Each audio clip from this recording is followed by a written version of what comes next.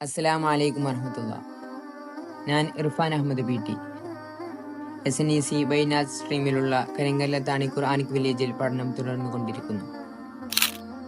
ആദർശ വിശുദ്ധിയോടെ കേരളത്തിലെ അഹ്ലുസുന്നത്തി വൽ ജമാഅത്തിന്റെ സംരക്ഷകർ എന്ന നിലയിൽ സമൂഹത്തിന്റെ മത സാംസ്കാരിക വൈജ്ഞാനിക മേഖലകളിൽ തങ്ങളുടേതായ നാഴികക്കല്ല് തീർത്തിരിക്കുകയാണ് ഒരു കൂട്ടം മതപണ്ഡിതരുടെ തണലിൽ 1976 സ്ഥാപിതമായ സമസ്ത കേരള ജമിയത്തുൽ ഉലമ എന്ന മഹിത പ്രസ്ഥാനം.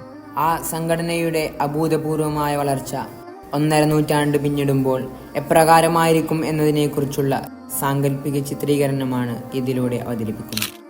സമസ്ത കേരള ജമിയത്തുൽ ഉലമക്ക് കീഴിൽ 30-50 വയസ്സിനിടയിൽ പ്രായമുള്ള സ്ത്രീ പുരുഷന്മാർക്ക് ഖുർആനികാധ്യാപനങ്ങൾ, ഖിറാഅത്ത്, ഹദീസ്, കാലാനുസൃതമായ മസ്അലകൾ, നിയമങ്ങൾ എന്നിവയും മറ്റു കുടുംബപരവും സാമ്പത്തിക ഇടപാടുകളുമായി ബന്ധപ്പെട്ടവ എല്ലാം ചർച്ച ചെയ്യപ്പെടുന്ന ബ്രിഡ്ജ് കോഴ്സ് നടപ്പിലാക്കലും, വിദ്യാഭ്യാസ ബോർഡിന് കീഴിൽ പ്രവർത്തിക്കുന്ന മദ്രസ വിദ്യാർത്ഥികളുടെ സംഘടനയായ SKSBVയുടെ അന്തർദേശീയ യൂണിയന് അംഗീകാരം നൽകൽ എന്നിവയെല്ലാമാണ് സമസ്തയുടെ 150-ാം വാർഷികത്തിലുള്ള മുഖ്യ അജണ്ടകൾ.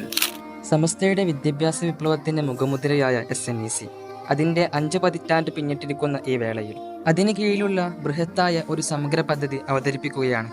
നൂതനവും അത്യാധുനിക സംവിധാനങ്ങളും കൂടിയ IT പാർക്ക്. സമസ്തയുടെ ആശയ ആദർശങ്ങളും ചരിത്രങ്ങളും ഖുർആനിൽ പറയപ്പെട്ട കഥകളും മറ്റും ഉൾക്കൊള്ളിച്ചു കൊണ്ടിരിക്കുന്ന ഒരു മ്യൂസിയം.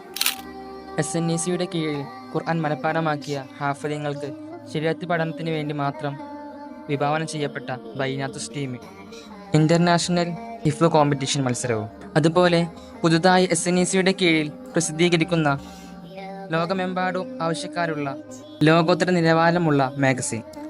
ഇതാണ് 50-ാം വാർഷികവുമായി ബന്ധപ്പെട്ട് ചർച്ച ചെയ്യുന്ന പ്രധാന കർമ്മങ്ങൾ.